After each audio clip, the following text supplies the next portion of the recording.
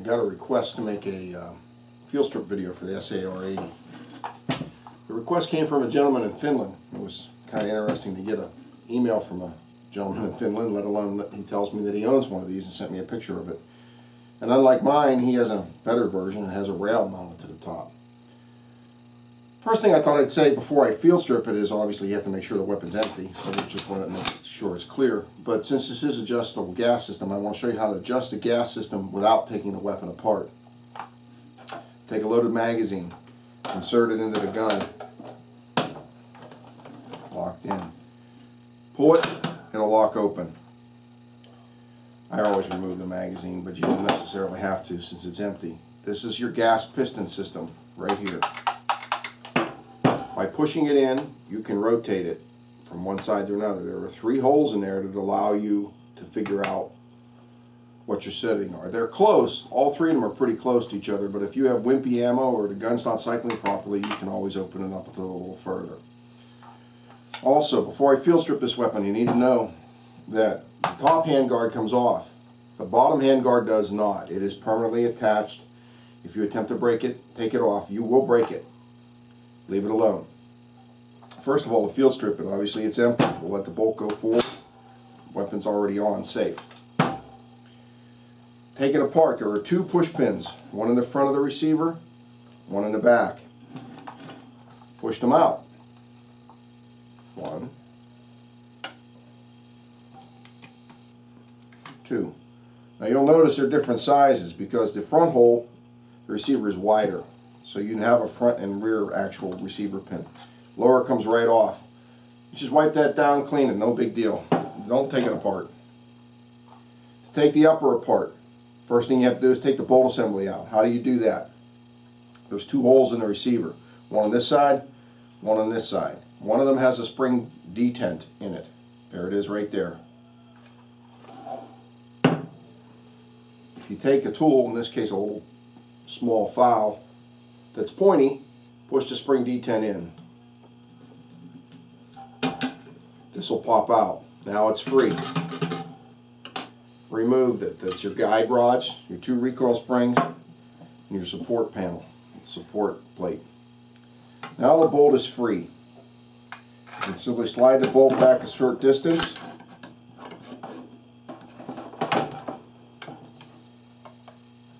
And this charging handle will come out.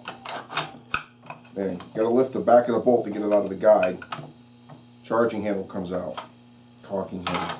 Bolt comes out the back of the gun. The dust cover does not come out. Leave it alone. To take the handguard off and to get at the gas piston system, pull down on the front handguard towards the rear of the receiver and lift up. It's spring loaded. There are 2 small pins with springs that are captive in the top of the handguard, right here. They go into corresponding 2 small pin holes in the receiver. Get the gas piston apart. It has a center part, a rear part, and a front part. Grab it at the back, slide it to the rear. That'll separate the center from the front part. Remove the center part from the rear part. I call this a spacer, really. That'll allow the rear of the piston, it has the recoil spring for the piston here to come out. And from the front of the gun, you get the gas assembly and the front of the piston. Now you scrub these accordingly, and then you put them back together. Take the bolt apart. The bolt on this is simple to clean. You really don't have to take it apart to normally clean it. But if you need to take it apart, say to clean behind the extractor or something, I'll show you how to do that. With a tool, this is your firing pin. It's under quite a bit of tension. Keep it captive with your thumb. There's a hole here with a drift pin, right here. It's the upper of the 2 holes. Push the firing pin in, use a small tool, push the drift pin out, drift pin comes out. End cap from the firing pin has a groove in it. Firing pin and firing pin spring. Now, also when that comes out, in here in the center position is a weight. you have to be aware of them. They don't always come out under tension.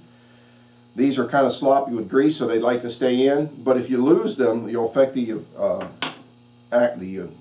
operation of the weapon.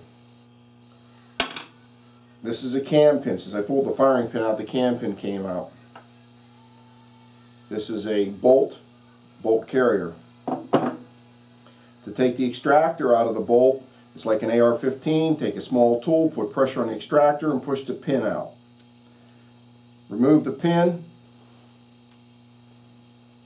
Now your extractor comes out just like an AR-15 or an M16 extractor, leaving you with a bolt. The weapon is now completely field stripped. I'll take some close-up pictures and point out what parts are what, and then I'll put it back together for you and how to function test it. I'm going to do a close-up disassembly of the SAR80 bolt. First, here's your firing pin. And your firing pin is around the firing pin is a circle, a cap that holds it captive. This is your firing pin retaining pin here. Push it through from this side. To take this apart to start, you take pressure off the firing pin by squeezing it with your thumb, and you push the firing pin out. There it is. And the spring will come out. Now the cam pin will come out. And the bolt.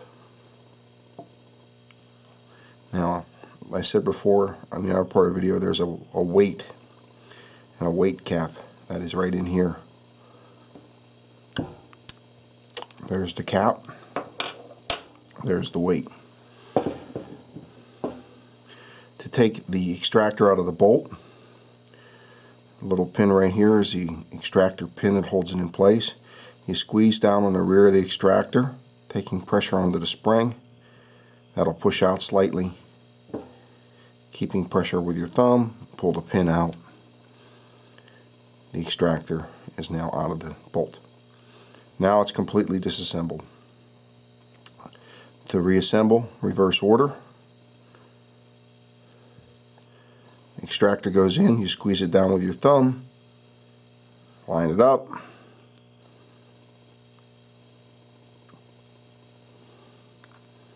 and push the pin in. Make sure that the pin is equal on both sides, otherwise it'll rub on the inside of the carrier. Put the weight and the weight cap back in the carrier, pushing it in, and when you can see daylight and pass a tool through, you know it's lined up. Put the bolt back into the front of the carrier.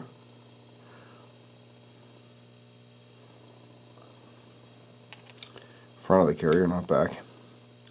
Now, since this weapon ejects to the right, you want the ejector to the left and the extractor to the right. That will allow you to look here and see the cam pin hole right there. Put the cam pin in. Again, this has to be parallel with the bolt, so the firing pin will travel through the small hole in the cam pin.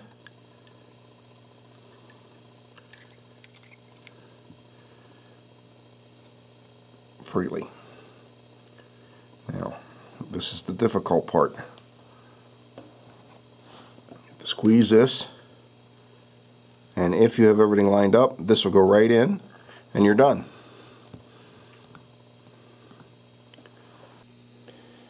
I have the parts set out here on the table.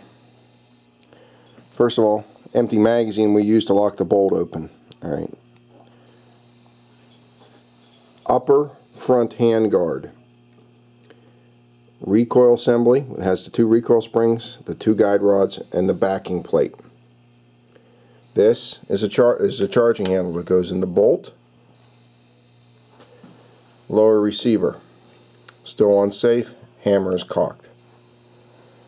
The 2 disassembly pins the long one and the short one. The long one goes in the front, short one goes in the back. Around the bolt carrier, we have the bolt, the extractor and extractor pin. This is the weight that I was telling you about with the pin and the cap that holds it in. It goes in the middle, right here. These two holes are for the recoil assembly. This is where the weight goes. Firing pin and firing pin spring, firing pin retaining pin, firing pin end cap. If you notice, I will try to get in as close as I can, this has a groove, as does this. So both of these items are held captive by this pin. When you put them back together, you have to be careful of that. When we come back here, we have the piston assembly. This is the gas part that goes in the front sight, right here. The front part of the piston, the center part of the piston I call the spacer, the rear part of the piston with the recoil spring for the piston assembly. You need to pay close attention to this spring. This spring often gets bent. As you can see, this one's a little mangled on the end, and it will start to bind on the piston.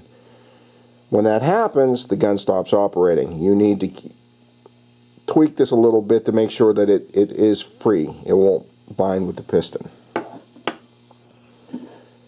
Then of course you have your upper that's already been field stripped. Now, I said this before, it's probably hard to see when it's far away. You do not take this out. This is your dust cover. When you're field stripping, you don't leave it alone. It's captive. I'll put everything back together for you here. I'm going to put everything back together, reassemble the weapon, and function test it for you. First place to start is with the gas piston. How you do that is you take your gas assembly that goes in the front sight with the hole facing the way you want. In other words, what opening? Down towards the barrel. It'll go in and lock in. Front end of the piston goes in.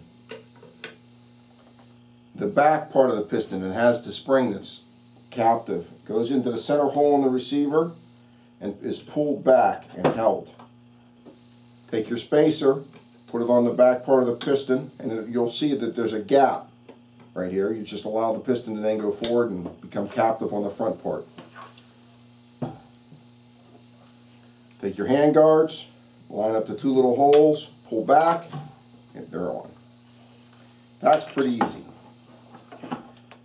Now this can be quite difficult sometimes because, first of all, we'll put the bolt together. That's easy. Extractor in the bolt. Extractor pin goes in the hole. Make sure it's equal so it doesn't rub. This can be difficult because of one simple thing. This weight has to be in the right place, or you can't get the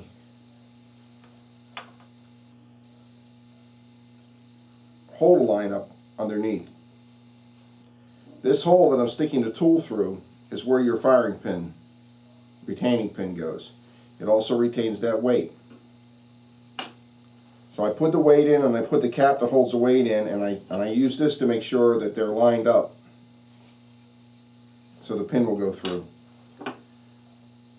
The bolt goes in the carrier from the front, of course. When you're looking at it, since the weapon ejects to the right, the ejector is going to have to be on the left. The extractor will be on the right. When you do that and you roll this over,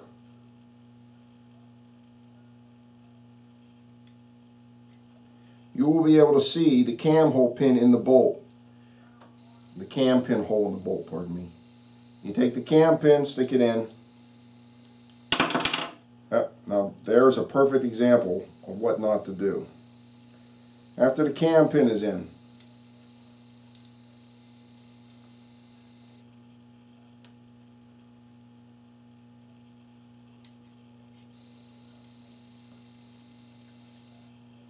take your firing pin and put it in through the cam pin. That'll keep it from falling out. Pick up your weight, which just fell out, put it back in. Pick up your end cap for the weight, put it back in. Line it up so you know it isn't going to bind. Now, here's the difficult part. This end cap that goes on the spring is held back by the firing pin spring tension. It's pretty stout. So you have to use your thumb, keep it captive, push it in. And if everything lines up, this will go right in like it just did. Your bolts back together. Just like an AR-15, when you put the bolt in the gun, bolt carrier assembly in the gun, the bolt has to be forward. Take your upper, put the carrier back in. The two guide assemblies go to the top of the weapon. Put this in until the cam pin will grab a rail inside. Now,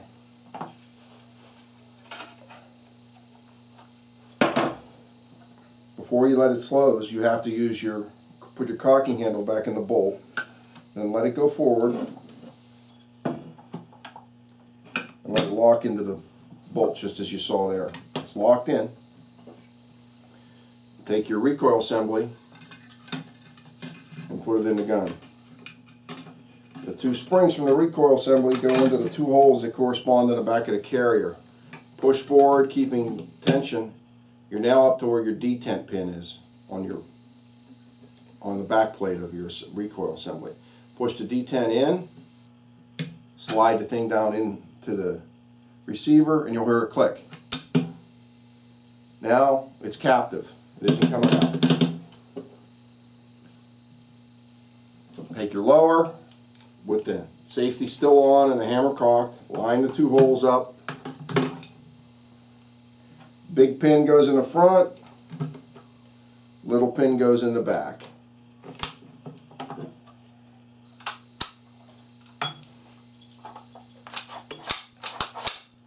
If it went back together right, if I didn't mess with the lower, if I cock it, put it on semi, squeeze the trigger, hold the trigger in and cock it again. When I release the trigger, you should hear a reset. You did. Hammer falls again. If I cock it, put the weapon on full automatic and fire it, when I cock it again, the hammer should fall with the bolt, and the trigger will just be sloppy. There won't be anything there. No, nothing there. So the hammer did fall, and if you look inside, you can actually see the hammer against the bolt. Gun's back together. Everything seems to be okay. That's how the field strip reassemble an SAR80. If you got any questions or I didn't do it right, let me know.